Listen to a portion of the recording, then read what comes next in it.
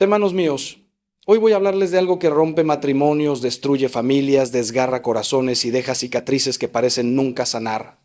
Voy a hablarles del adulterio, sí, del adulterio. Esa palabra que muchos prefieren no pronunciar, ese pecado que se esconde en la oscuridad pero que tiene consecuencias devastadoras a plena luz del día. Y quiero que sepan desde este mismo instante que si ustedes o alguien cercano ha pasado por esto, hay esperanza, hay sanación, hay un camino de regreso. Porque nuestro Dios es un Dios de misericordia infinita y donde abunda el pecado sobreabunda la gracia. Pero no nos engañemos. El camino es doloroso, requiere valentía, humildad y una entrega total a la verdad.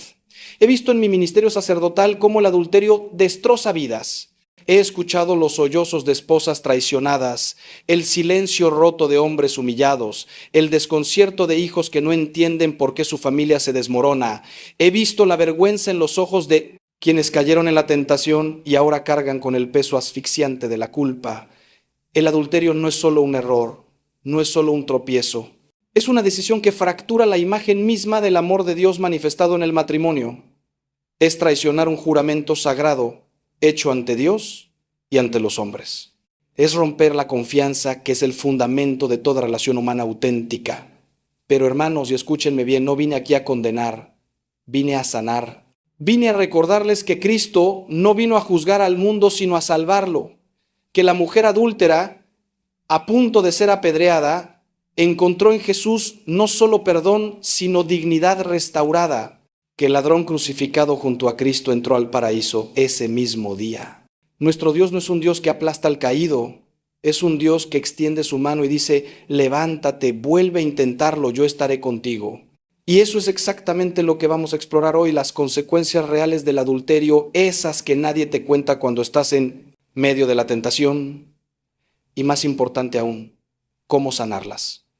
Porque la verdad, hermanos míos, es que el adulterio nunca ocurre en el vacío.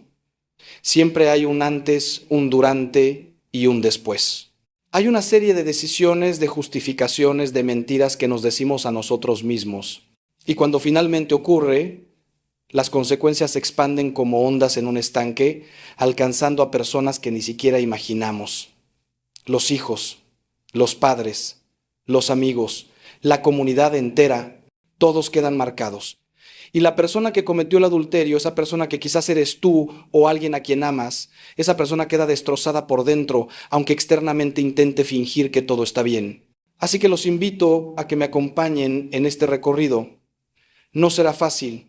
Vamos a tocar heridas profundas, vamos a nombrar realidades dolorosas, pero también vamos a descubrir que en las manos de Dios incluso lo más roto puede ser restaurado, incluso el matrimonio más herido puede volver a florecer, incluso el corazón más endurecido puede ablandarse nuevamente, porque esa es la promesa del Evangelio, que todo puede ser hecho nuevo en Cristo. Comenzamos. Cuando hablamos de las consecuencias del adulterio, la primera que debemos entender es la destrucción de la confianza. Y hermanos, déjenme decirles algo con toda claridad. La confianza es el oxígeno del matrimonio. Sin confianza el matrimonio se asfixia lentamente. Cuando una persona comete adulterio, no solo rompe un mandamiento, no solo peca contra su cónyuge, sino que destruye el fundamento mismo sobre el cual se construyó toda la relación.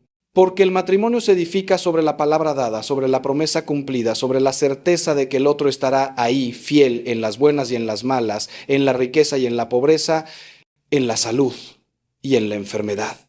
Recuerdo el caso de María, una mujer que vino a verme destrozada. Había descubierto que su esposo, con quien llevaba 20 años casada, había tenido una relación con una compañera de trabajo durante 2 años.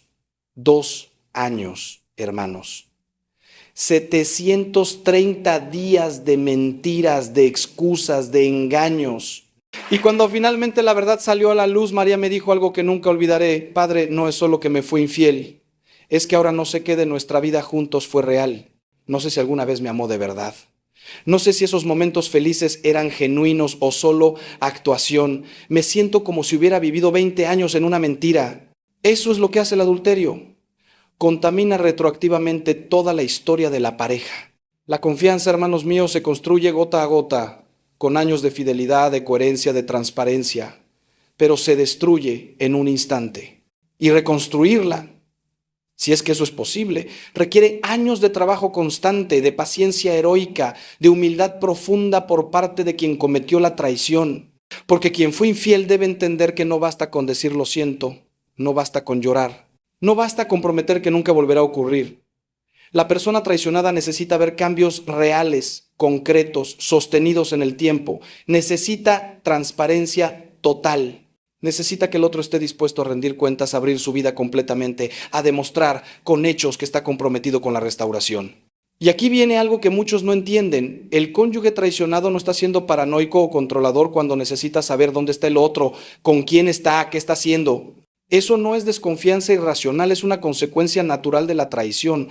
Cuando alguien ha demostrado que es capaz de mentir y engañar durante meses o años, la persona herida necesita evidencia constante de que ahora sí está diciendo la verdad. Y quien cometió el adulterio debe aceptar esa realidad con humildad, entendiendo que perdió el derecho a exigir confianza ciega.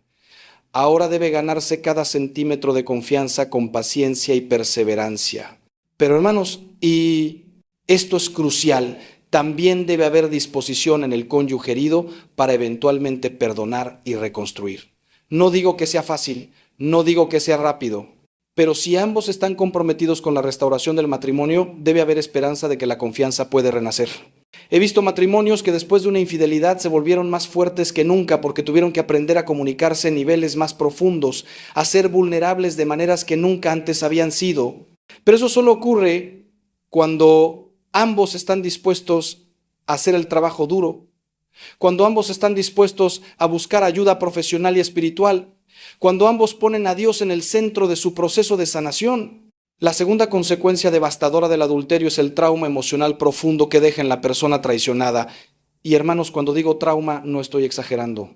Los estudios psicológicos han demostrado que descubrir una infidelidad produce síntomas similares al trastorno de estrés postraumático. La persona experimenta flashbacks, pesadillas, ansiedad severa, ataques de pánico, depresión profunda. El mundo tal como lo conocía se derrumba. Su sentido de seguridad queda completamente destrozado.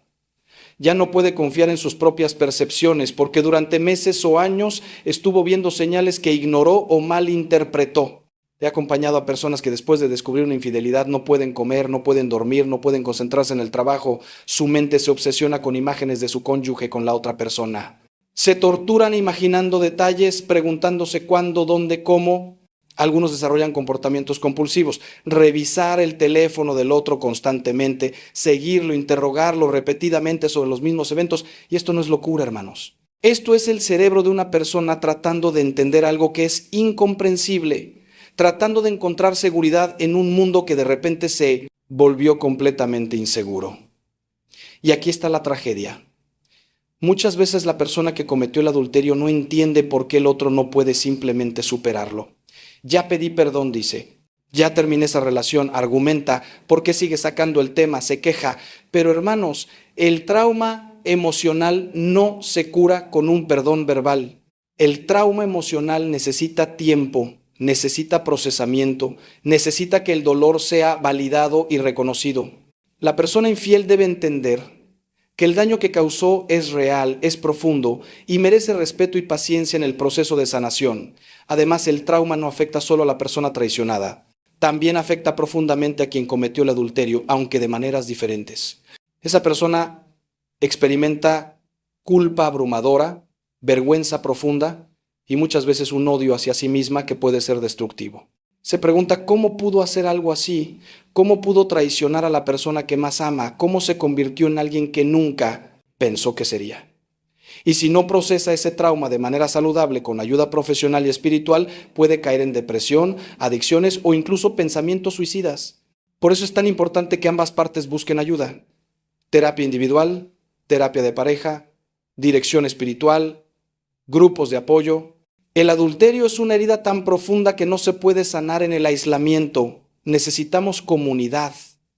Necesitamos personas sabias que nos guíen. Necesitamos profesionales que entiendan la complejidad del trauma y puedan ayudarnos a procesarlo de manera saludable.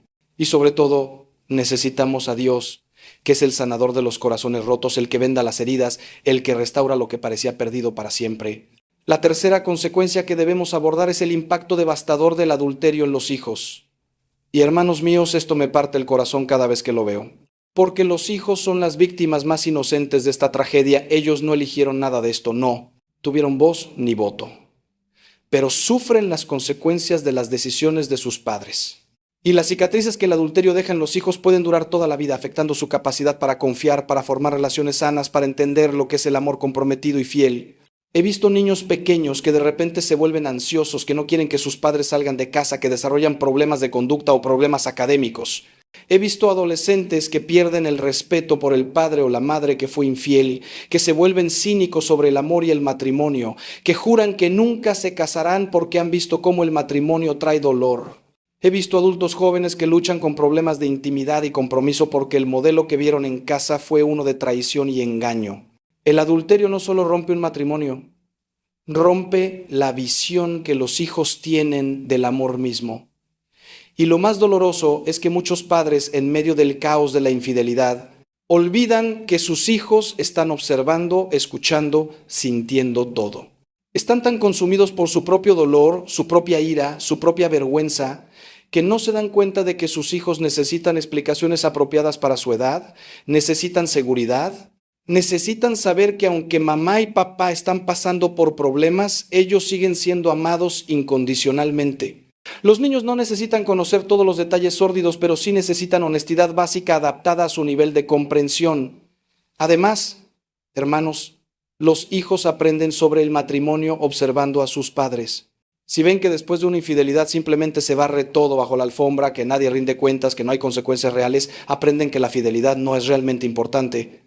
Pero si ven a sus padres enfrentando la crisis con honestidad, buscando ayuda, trabajando duro en la restauración, haciendo terapia, orando juntos, reconciliándose genuinamente, entonces aprenden algo precioso, que el amor verdadero puede sobrevivir incluso a las peores traiciones, que el perdón es posible, que la restauración es real. Por eso es tan importante que los padres que están atravesando una crisis matrimonial por adulterio protejan activamente a sus hijos, que no los pongan en medio, que no los usen como mensajeros o espías, que no hablen mal del otro cónyuge frente a ellos, que no los obliguen a tomar partido. Los hijos necesitan permiso para amar a ambos padres, incluso al que cometió el error. Y ambos padres, especialmente el que fue infiel, deben trabajar conscientemente en reconstruir la relación con sus hijos, en demostrarles que aunque cometieron un error grave con su pareja, su amor por sus hijos es inquebrantable y pueden aprender de sus errores y ser mejores personas. Ahora bien, hermanos, necesito que entiendan algo fundamental. El adulterio no ocurre en el vacío. Hay siempre una progresión, una serie de pasos que llevan a esa traición final. Y entender esta progresión es crucial tanto para prevenir el adulterio como para sanarlo una vez que ha ocurrido. Porque si no identificamos las grietas en el matrimonio que permitieron que la infidelidad entrara, corremos el riesgo de que vuelva a ocurrir. El adulterio rara vez es solo sobre sexo o atracción. Casi siempre es el síntoma de problemas más profundos en el matrimonio que no se atendieron a tiempo. Típicamente el adulterio comienza con desconexión emocional en el matrimonio. Los esposos dejan de comunicarse profundamente. Ya no hablan de sus sueños, sus miedos, sus esperanzas. Las conversaciones se vuelven superficiales, limitadas a logística. ¿Qué hay para cenar? ¿Quién recoge a los niños? ¿Cuándo hay que pagar las cuentas? Dejan de tener citas, dejan de ser intencionalmente románticos, dejan de priorizarse mutuamente. La vida se vuelve una rutina monótona y el matrimonio se convierte en una sociedad funcional más que en una unión de amor apasionado. En ese vacío emocional, la persona vulnerable comienza a buscar conexión en otro lugar. Quizás es un compañero de trabajo que lo escucha, que se interesa por sus opiniones, que lo hace sentir visto y apreciado.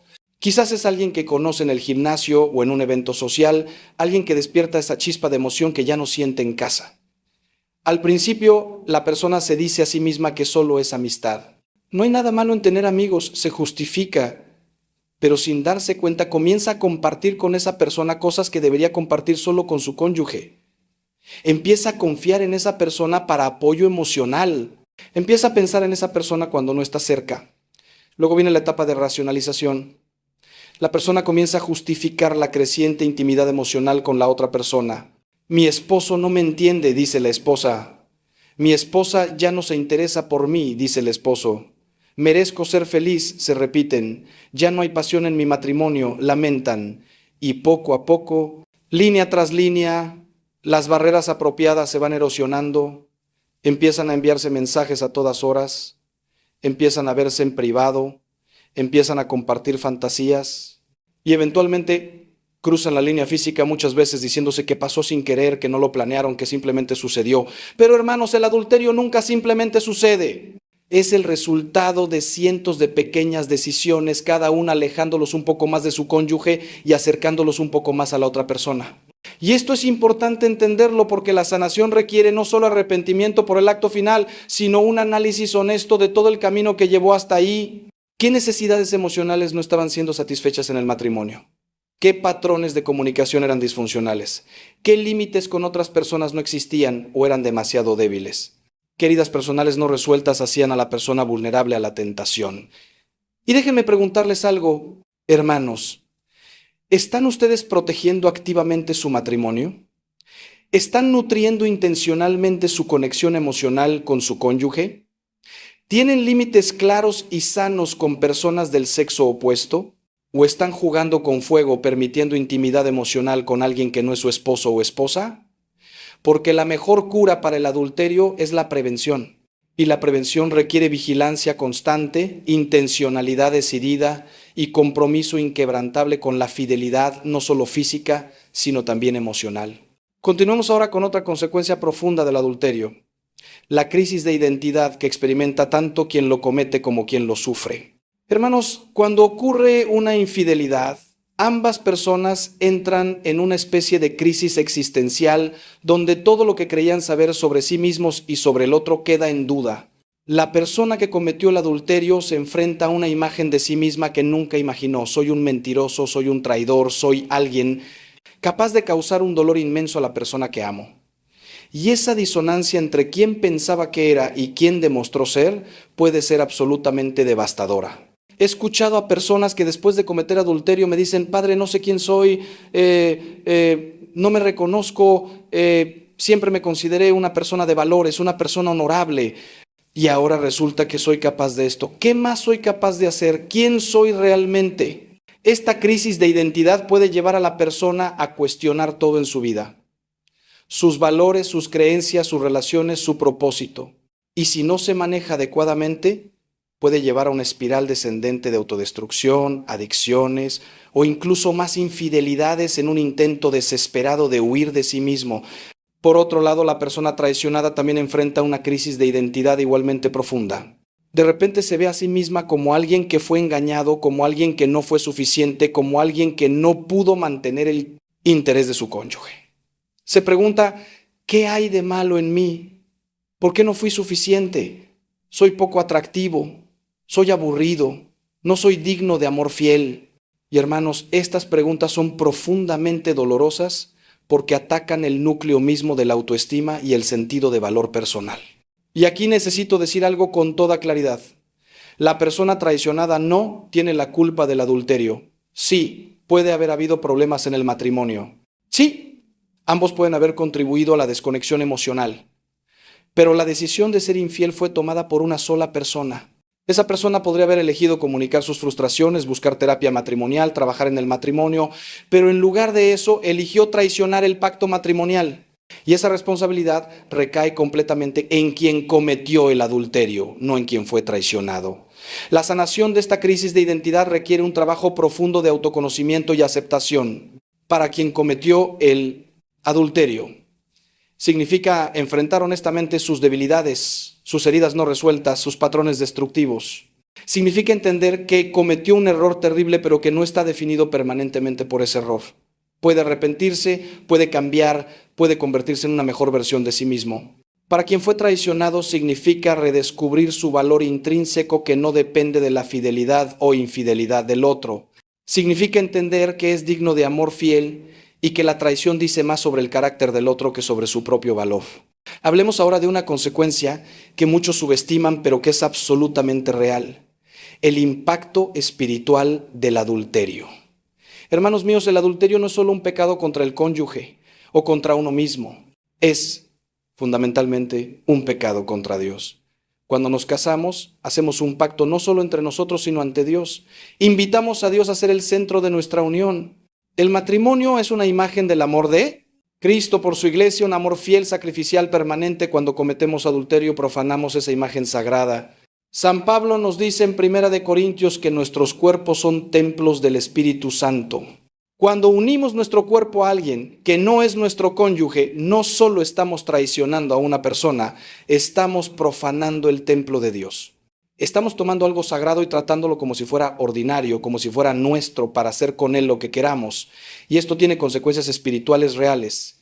La persona que comete adulterio experimenta una separación de Dios, una sequedad espiritual, una incapacidad para orar con la misma libertad y confianza que antes. He visto personas que antes del adulterio tenían una vida de oración vibrante, que iban a misa con gozo, que servían en la iglesia con entusiasmo. Después del adulterio no pueden ni siquiera entrar a una iglesia sin sentir una vergüenza abrumadora. Evitan la confesión porque no quieren enfrentar la magnitud de lo que hicieron. Se alejan de la comunidad de fe porque se sienten hipócritas. Y Satanás aprovecha esa vergüenza para mantenerlos alejados de la única fuente de verdadera sanación, el amor misericordioso de Dios. Pero hermanos, escúchenme bien, Dios no se aleja de nosotros cuando pecamos. Nosotros nos alejamos de Él. Y Él está siempre esperando, como el padre del hijo pródigo, mirando el horizonte, esperando nuestro regreso. No importa cuán grande sea el pecado, la misericordia de Dios es infinitamente mayor. San Juan nos dice que si confesamos nuestros pecados, Él es fiel y justo para perdonarnos y limpiarnos de toda maldad.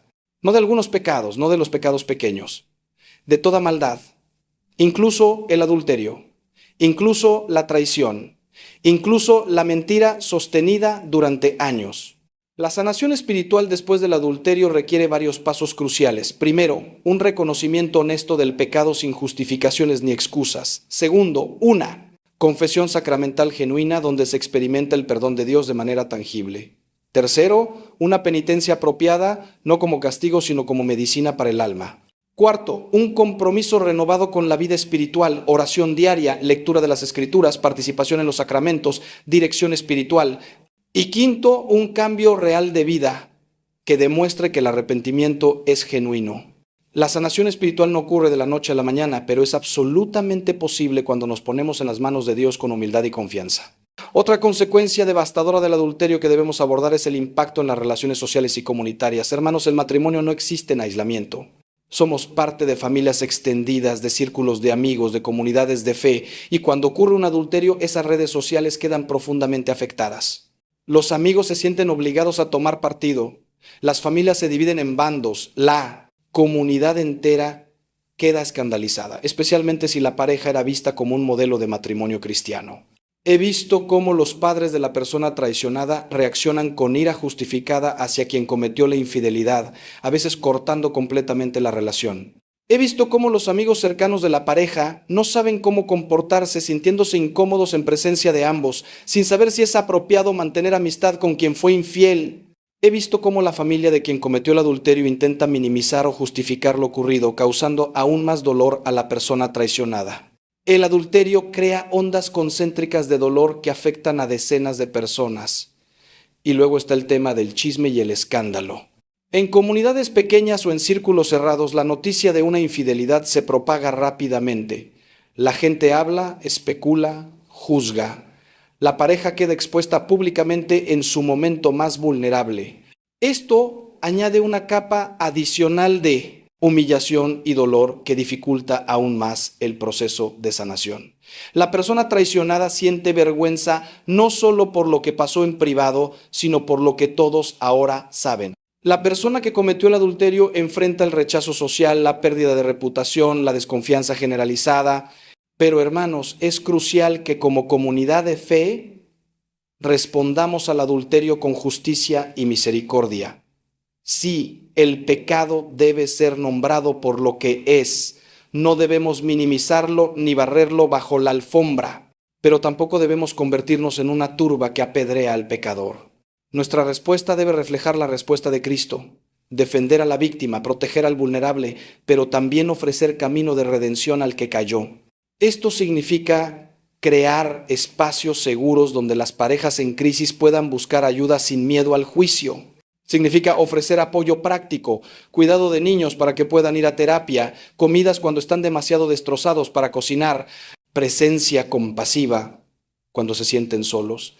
También significa ayudar a la pareja a navegar las relaciones sociales después de la infidelidad. Si deciden trabajar en la restauración del matrimonio, la comunidad debe respetar esa decisión y apoyarla, no seguir avivando las llamas del resentimiento. Si deciden separarse, la comunidad debe respetar también esa decisión sin juzgar a la persona traicionada por no poder perdonar. Y en ambos casos, la comunidad debe recordar que ambas personas, tanto quien traicionó como quien fue traicionado, necesitan amor, apoyo y oraciones. Porque todos somos pecadores necesitados de la gracia de Dios y nadie está en posición de tirar la primera piedra. Ahora quisiera abordar una dimensión del adulterio que muchas veces se pasa por alto, el impacto en la tercera persona involucrada. Sí, hermanos, porque en todo adulterio hay 3 personas afectadas directamente: el cónyuge que fue infiel, el cónyuge traicionado y la persona con quien se cometió la infidelidad. Y esta tercera persona, sea hombre o mujer, también sufre consecuencias profundas que necesitamos reconocer, no para justificar su participación en el pecado, sino para tener una visión completa de la devastación que causa el adulterio. A veces esta tercera persona sabía que la otra estaba casada y aún así eligió entrar en la relación. En estos casos, comparte responsabilidad moral por el daño causado. Participó conscientemente en la destrucción de un matrimonio, en el engaño, en la traición. Y aunque muchas veces estas personas intentan minimizar su culpabilidad, diciéndose que ellos no hicieron el juramento matrimonial, la realidad es que colaboraron activamente en que alguien rompiera su juramento. Y eso es pecado grave que también requiere arrepentimiento y reparación en la medida de lo posible. Otras veces la tercera persona no sabía inicialmente que la otra estaba casada, fue también víctima de engaño. Cuando descubre la verdad, experimenta su propio dolor, su propia sensación de traición, su propia vergüenza por haber participado involuntariamente en algo tan destructivo. Estas personas necesitan sanación también. Necesitan perdonarse a sí mismas por no haber visto las señales. Necesitan aprender a establecer mejores límites en el futuro. Necesitan procesar el dolor de haber sido usadas como instrumento de destrucción de una familia. Y hay una realidad particularmente trágica cuando la tercera persona se enamoró genuinamente, creyendo promesas de que el otro dejaría a su cónyuge, de que construirían una vida juntos. Cuando finalmente la persona infiel decide volver con su cónyuge, o cuando la relación clandestina termina, esta tercera persona queda destrozada. No puede llorar su pérdida públicamente porque su relación era secreta y legítima. No recibe compasión porque es vista como la villana de la historia. Queda con un corazón roto que debe sanar en silencio, con vergüenza, muchas veces, sin apoyo de nadie. Hermanos, necesitamos tener compasión también por estas personas, sin justificar el pecado. Ellas también son hijos e hijas de Dios que tomaron malas decisiones, que se dejaron llevar por la pasión, que ignoraron su conciencia, pero que siguen siendo dignas de misericordia. Si una de estas personas busca ayuda espiritual, debemos estar dispuestos a ofrecerla. Debemos llamarlas al arrepentimiento, sí, pero también ofrecerles el camino de la sanación y la restauración. Porque el objetivo del Evangelio no es simplemente condenar el pecado, sino salvar al pecador, y esa salvación está disponible para todos, sin excepción, incluyendo a quienes participaron en un adulterio. Llegamos ahora a un punto crucial en nuestra reflexión. ¿Cómo comienza realmente la sanación después del adulterio? Porque, hermanos míos, después de todo lo que hemos hablado sobre las consecuencias devastadoras, necesitamos hablar de esperanza.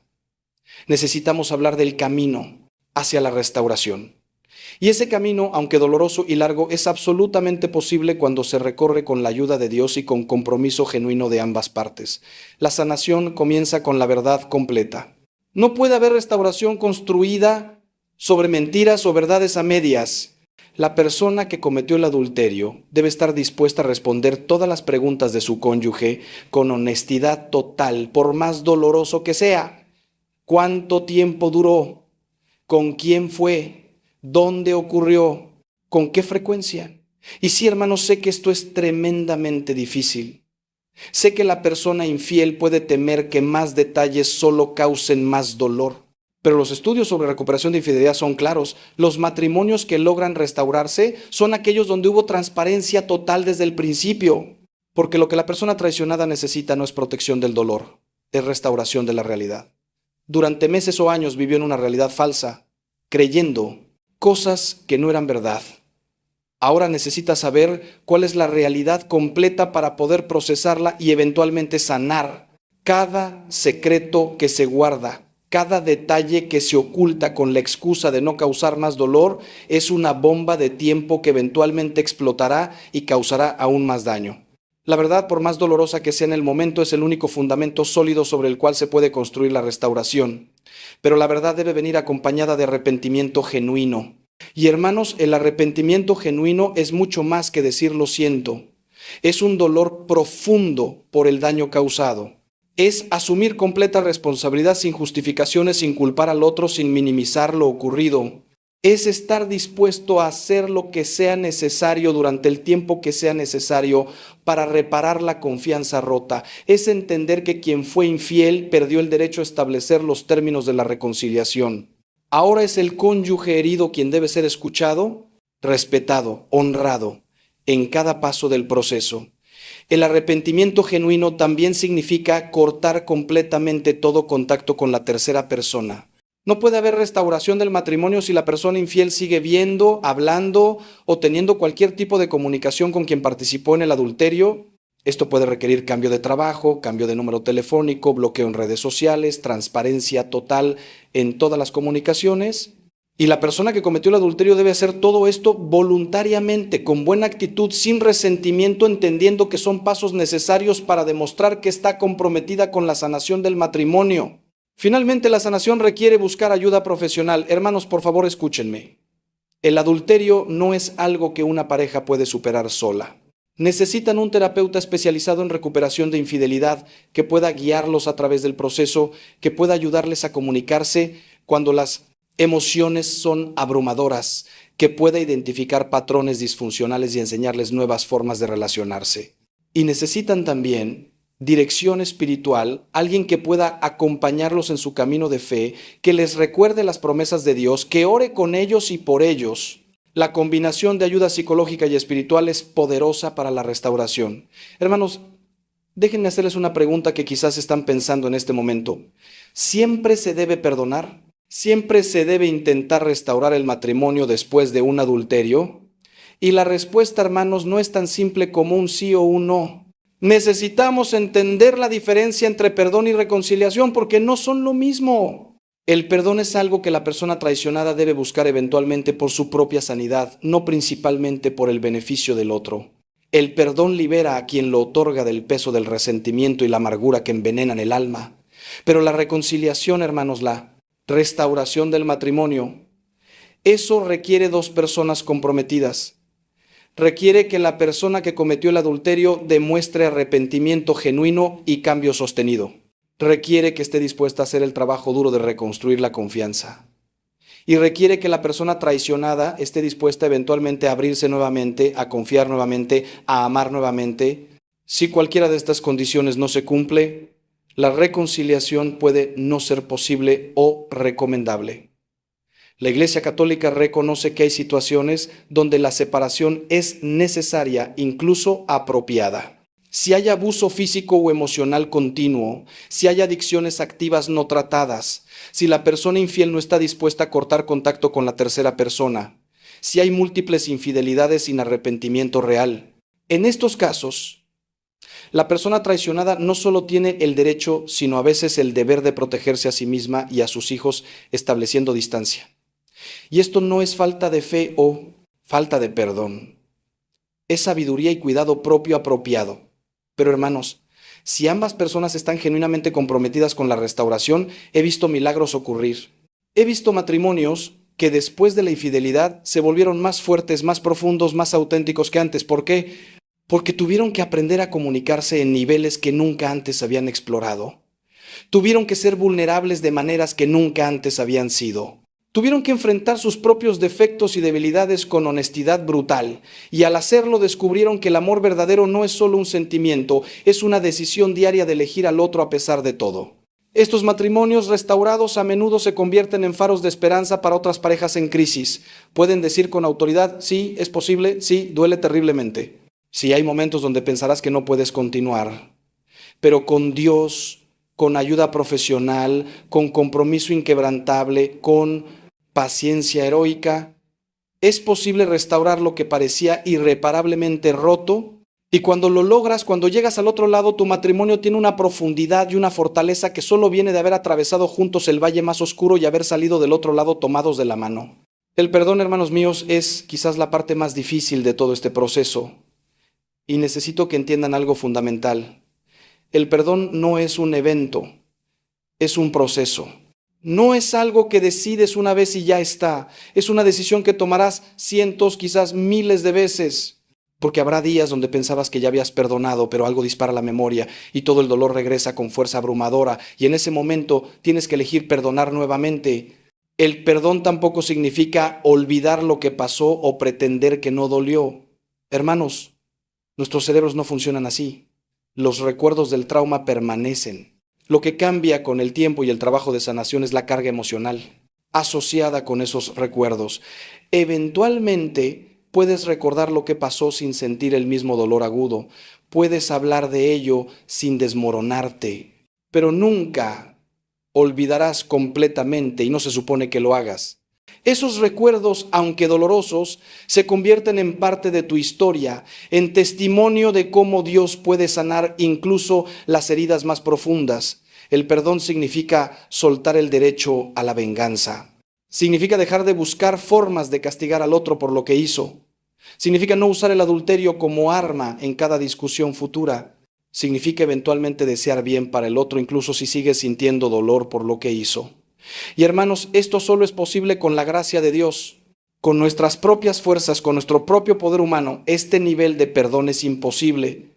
Pero con Dios, todo es posible. Él puede ablandar los corazones más endurecidos. Él puede sanar las heridas más profundas. Él puede dar la gracia para perdonar lo imperdonable. Y aquí está la paradoja hermosa del Evangelio. Cuando perdonamos somos nosotros los más liberados. El resentimiento es como tomar veneno esperando que la otra persona muera. El rencor es una cadena que nos ata al pasado, que no nos permite avanzar hacia el futuro. Cuando perdonamos, rompemos esas cadenas. Nos liberamos del poder que la otra persona y el evento traumático tienen sobre nosotros. Recuperamos nuestra agencia, nuestra capacidad de elegir cómo vivir en lugar de ser controlados por la herida. Pero hermanos, escúchenme bien. No se puede apurar el proceso del perdón. No permitan que nadie, ni siquiera personas bien intencionadas en la iglesia, les digan que ya deberían haber perdonado, que ya deberían estar sobre esto. Cada persona sana a su propio ritmo. Lo importante es caminar en la dirección del perdón, no cuán rápido llegues ahí. Pidan a Dios cada día, dame la gracia de perdonar, ablanda mi corazón, ayúdame a soltar el resentimiento. Y poco a poco, imperceptiblemente, Dios obrará en su corazón esa transformación milagrosa que solo Él puede hacer. Hablemos ahora sobre la restauración de la intimidad sexual después del adulterio, porque este es un tema que muchos evitan, pero que es absolutamente crucial. Hermanos, el adulterio contamina la intimidad sexual del matrimonio de maneras profundas. Para la persona traicionada, la idea de ser físicamente íntima con quien la traicionó puede producir náusea, asco o ataques de pánico. Su mente queda atormentada por imágenes de su cónyuge con la otra persona. Se pregunta si está siendo comparada. Se siente insegura sobre su atractivo físico. Para la persona que cometió el adulterio también hay complicaciones. Puede experimentar disfunción sexual por la culpa y la vergüenza. Puede sentirse indigna de la intimidad con su cónyuge. Puede luchar con recuerdos intrusivos de la otra relación que interfieren con la capacidad de estar presente con su esposo o esposa.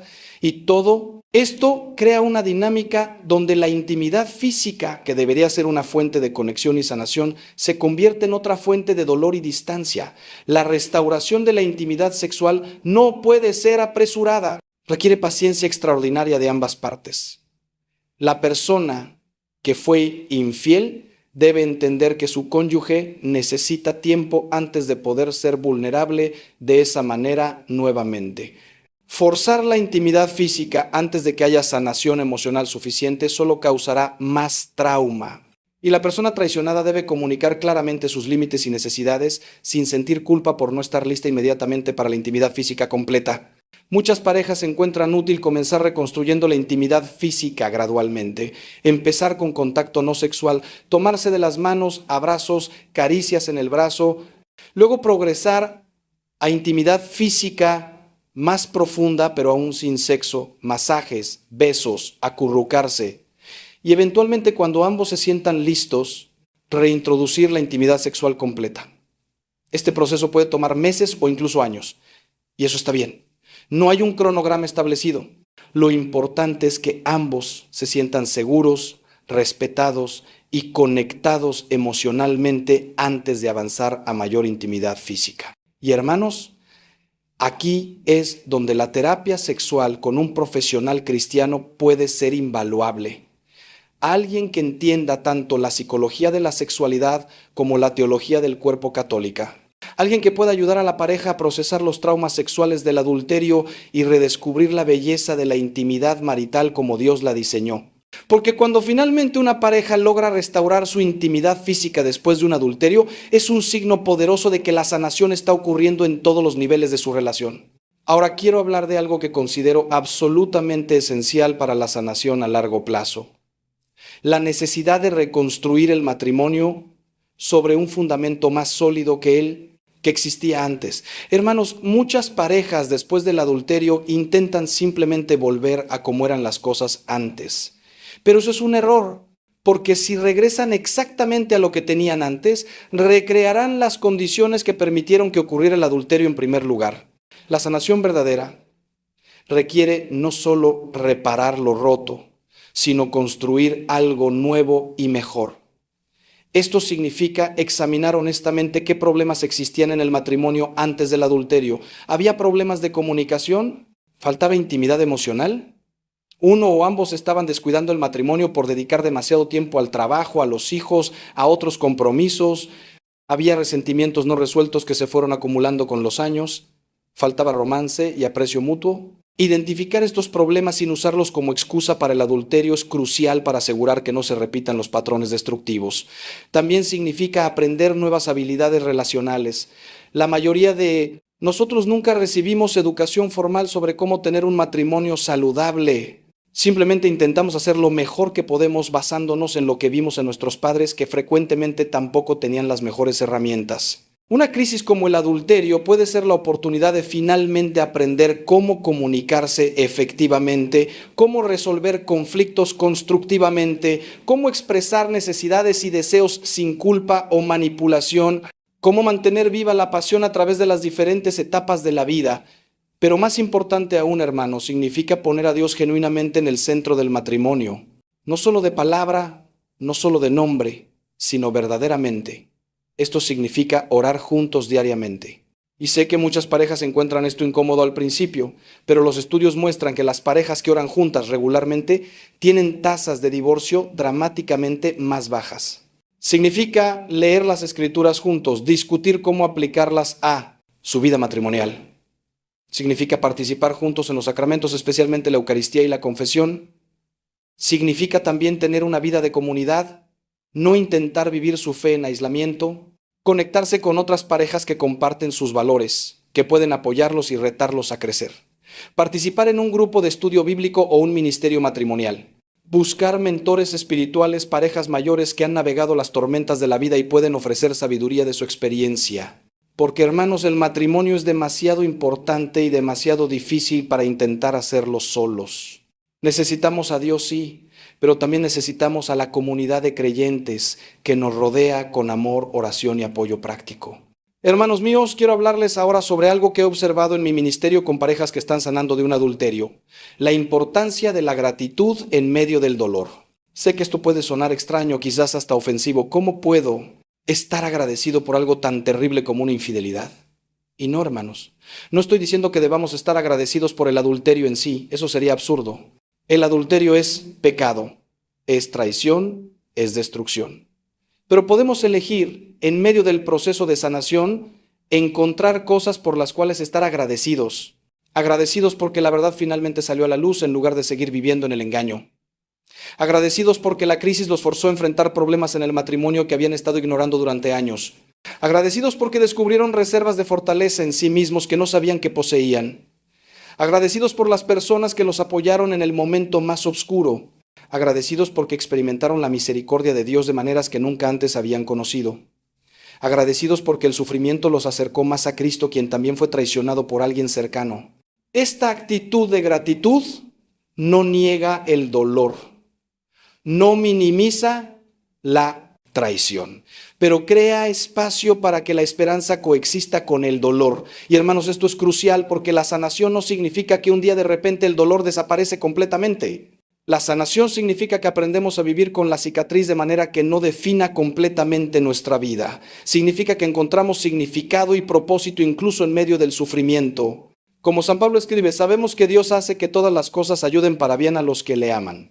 He visto parejas que años después del adulterio pueden mirar atrás y decir, no cambiaría lo que pasó porque nos hizo quienes somos ahora.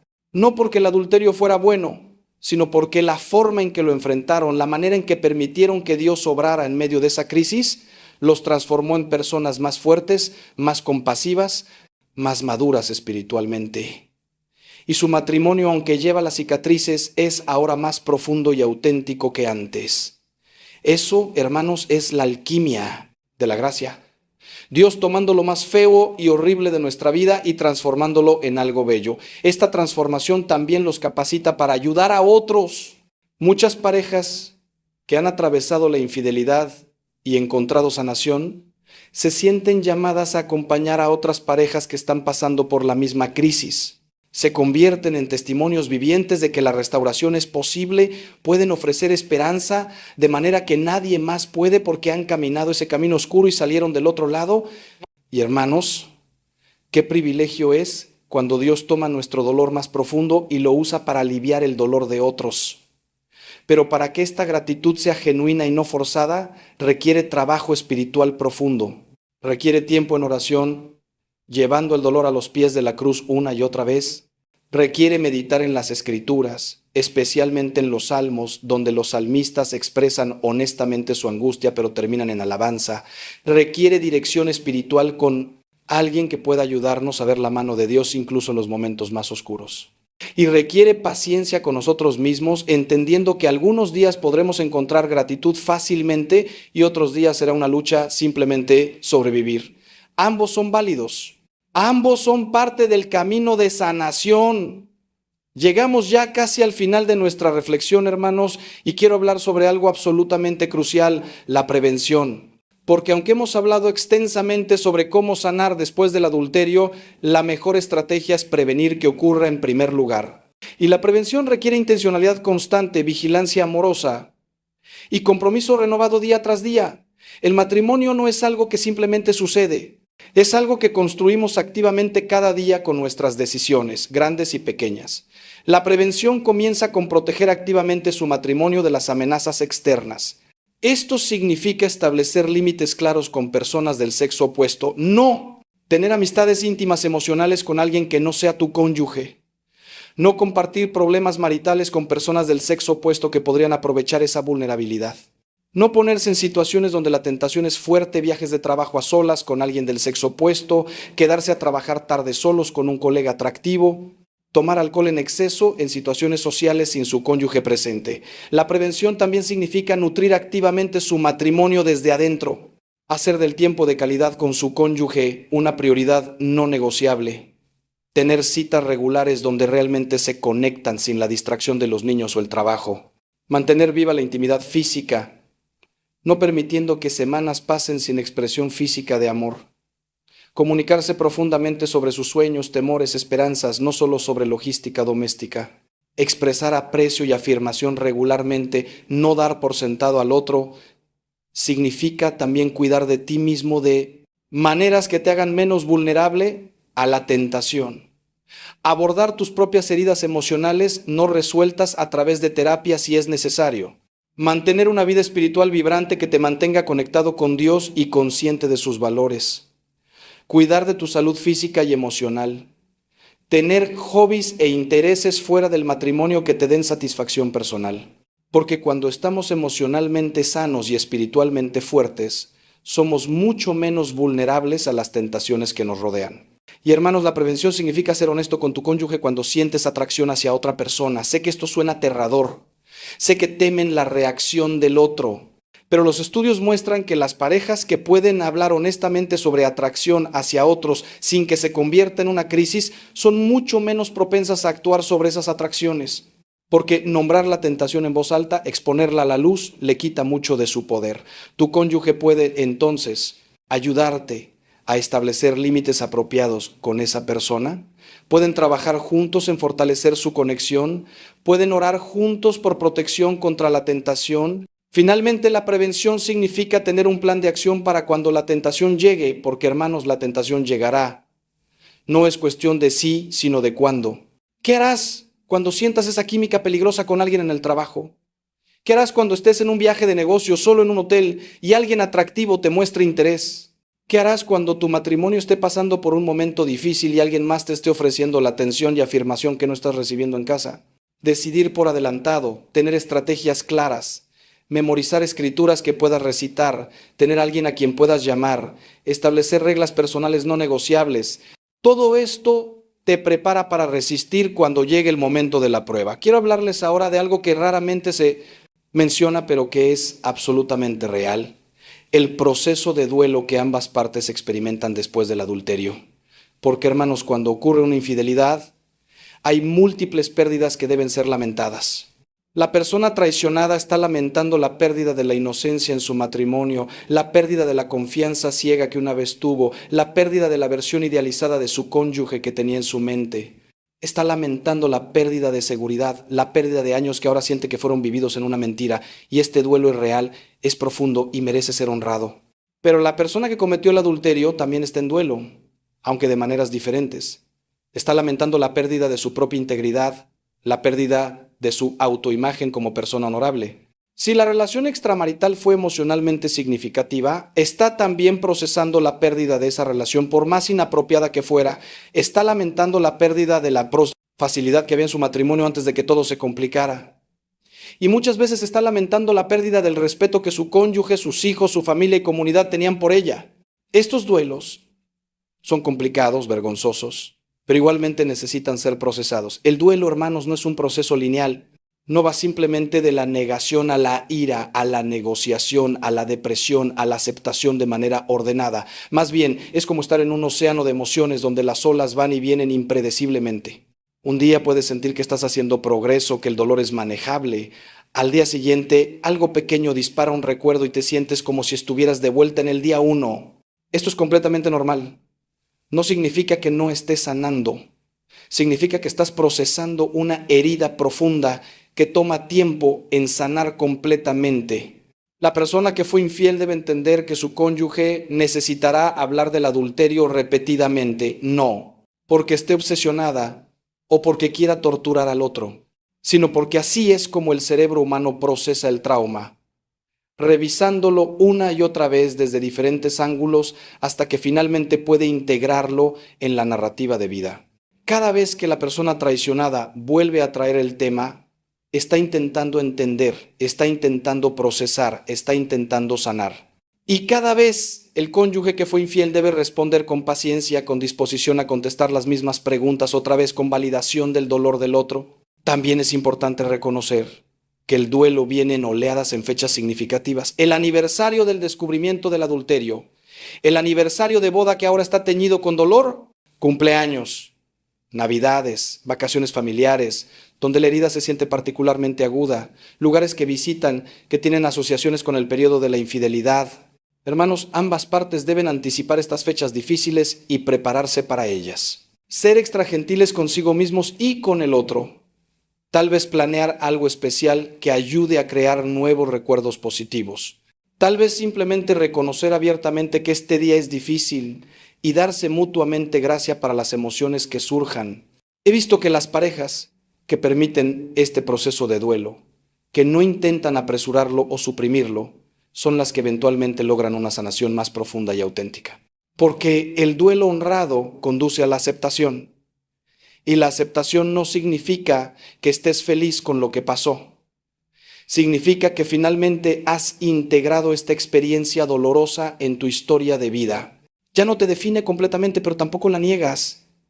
Es parte de quien eres ahora. y has encontrado maneras de seguir adelante llevando esa cicatriz con dignidad. Hermanos, quiero terminar hablándoles sobre algo que considero el corazón mismo de la sanación: el encuentro personal con Cristo en medio del sufrimiento. Porque toda la terapia del mundo, todas las técnicas de comunicación, todas las estrategias de reconstrucción de confianza, por más útiles que sean, tienen un límite. Hay un punto donde la sanación humana alcanza su límite y solo el toque divino puede completar la obra. Y ese toque viene cuando nos encontramos cara a cara con Jesús en nuestra noche más oscura. Cristo entiende la traición íntimamente. Él fue traicionado por Judas, uno de sus 12 elegidos, alguien con quien había compartido años de ministerio, comidas, enseñanzas. Fue traicionado con un beso, el símbolo mismo del amor usado como instrumento de traición. Cuando has sido traicionado por tu cónyuge, puedes ir a Jesús y decirle: tú sabes cómo se siente esto. Y Él te dirá: sí, hijo mío, sí lo sé. Y ese conocimiento compartido, esa solidaridad en el sufrimiento, tiene un poder sanador que nada más puede ofrecer. Cristo también entiende el peso abrumador de la culpa. En el jardín de Getsemaní cargó con el peso de todos los pecados de la humanidad, incluyendo el tuyo, incluyendo el mío. Sintió el peso hasta el punto de sudar sangre. Cuando has cometido adulterio y el peso de la culpa te está aplastando, puedes ir a Jesús y decirle: no puedo cargar esto solo. Y Él te dirá: no tienes que hacerlo, yo ya lo llevé por ti en la cruz, dámelo. Y cuando genuinamente le entregas esa culpa en el sacramento de la reconciliación, Él la toma, la clava en la cruz, y tú quedas libre. He visto transformaciones que solo puedo describir como milagrosas cuando las personas en medio del dolor del adulterio se encuentran verdaderamente con Cristo. Esposas que después de meses de terapia seguían sin poder perdonar, que en un momento de oración profunda sintieron a Cristo decirles: yo te perdoné infinitamente más. ¿Puedes tú perdonar esto? Y encontraron en ellas una capacidad de perdonar que no sabían que poseían. Esposos que habían sido infieles y que después de años seguían sintiéndose indignos del amor de Dios, que en la adoración eucarística sintieron a Jesús mirándolos desde el sagrario con amor puro, sin condenación, y finalmente pudieron aceptar su perdón y perdonarse a sí mismos. Esta sanación espiritual profunda no ocurre mágicamente. Requiere que nos pongamos intencionalmente en la presencia de Dios, que pasemos tiempo en oración silenciosa donde Él pueda hablar a nuestro corazón, que meditemos en los pasajes de las Escrituras que hablan de su misericordia, de su fidelidad, de su poder para restaurar, que recibamos los sacramentos regularmente, especialmente la Eucaristía, donde nos unimos a Cristo en su sacrificio redentor, y la reconciliación, donde experimentamos tangiblemente su perdón. Que nos abramos a la acción del Espíritu Santo, que es el consolador, el sanador, el que hace todas las cosas nuevas. Y hermanos, esta dimensión espiritual de la sanación debe ser cultivada no solo individualmente, sino también como pareja. Cuando una pareja que está sanando de un adulterio ora junta, algo poderoso ocurre. Se ponen juntos en la presencia del Dios que es más grande que su problema, que ama su matrimonio más de lo que ellos mismos lo aman, que tiene un plan y un propósito incluso en medio del caos. Se recuerdan mutuamente que su matrimonio no es solo un contrato entre dos personas, sino un pacto sagrado con tres participantes: esposo, esposa y Dios. Y cuando invitan a Dios activamente a su proceso de sanación, Él obra de maneras que superan todo lo que podemos imaginar. Quiero contarles una historia final que resume todo lo que hemos hablado. Hace varios años vino a verme una pareja, llamémosles Roberto y Laura. Roberto había tenido una aventura de 2 años que devastó a Laura completamente. Cuando vinieron a verme, estaban al borde del divorcio. Laura me dijo que había perdonado a Roberto con sus palabras, pero que su corazón seguía cerrado, frío, incapaz de sentir amor por él. Roberto estaba destrozado por la culpa, haciendo todo lo correcto en términos de terapia y transparencia, pero sintiendo que nada de lo que hacía era suficiente. Ambos estaban exhaustos, desesperanzados. Les dije que hicieran algo que probablemente les parecería imposible, que cada noche antes de dormir se arrodillaran juntos al lado de su cama y oraran. Roberto debía orar en voz alta pidiendo perdón a Dios y a Laura. Laura debía orar en voz alta pidiendo a Dios la gracia de perdonar genuinamente. Ambos debían pedir por la sanación de su matrimonio. Me miraron como si estuviera loco. Padre, dijo Laura, apenas puedo estar en la misma habitación con él. ¿Cómo voy a arrodillarme a su lado y orar? Le dije: precisamente por eso. Hagan esto como un acto de obediencia a Dios, no porque sientan ganas, sino porque confían que Dios puede hacer lo que ustedes no pueden. Aceptaron escépticamente. Las primeras semanas fueron mecánicas, forzadas, llenas de lágrimas de dolor y frustración, pero continuaron. Y lentamente, imperceptiblemente, algo comenzó a cambiar. Roberto me dijo meses después que el acto de arrodillarse cada noche y confesar su pecado en voz alta, no solo una vez, sino noche tras noche, le había dado una conciencia profunda de la magnitud del daño que causó y un compromiso renovado de nunca volver a causar ese dolor.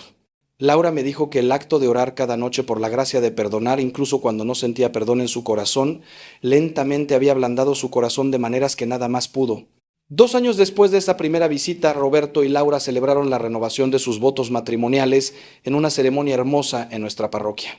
No porque su matrimonio estuviera perfectamente restaurado sin ninguna cicatriz, todavía había días difíciles, todavía había momentos de dolor, pero habían encontrado algo más profundo que lo que tenían antes. Un matrimonio fundamentado en la gracia de Dios, forjado en el fuego del sufrimiento y salido del otro lado más fuerte. Me dijeron que nunca hubieran elegido pasar por esa experiencia, pero que ahora, mirando atrás, podían ver cómo Dios la usó para transformarlos, tanto individual como pareja. Esa, hermanos, es mi oración para cada uno de ustedes que está luchando con las consecuencias del adulterio. Que encuentren a Dios en medio de su dolor, que experimenten su poder sanador de maneras que transformen no solo su matrimonio, sino su vida entera. Que se conviertan en testimonios vivientes de que nada es imposible para Dios, ni siquiera restaurar lo que parecía irreparablemente roto. Y que en los años venideros puedan mirar atrás a este tiempo oscuro y ver las huellas de Dios llevándolos a través del valle. Y puedan decir con gratitud genuina, valió la pena. El sufrimiento produjo en nosotros un bien eterno que sobrepasa inmensurablemente el dolor temporal que soportamos. Que el Dios de toda consolación los consuele en su tribulación. Que Cristo, el sanador de los corazones rotos, vende sus heridas. Que el Espíritu Santo, el dador de vida, insufle vida nueva en su matrimonio. Y que María, Madre de Misericordia, interceda por ustedes ante su Hijo. Vayan con mi bendición y mis oraciones. Hasta que nos encontremos nuevamente, hermanos, que Dios los guarde y los guíe en cada paso de su camino hacia la sanación y la restauración. Amén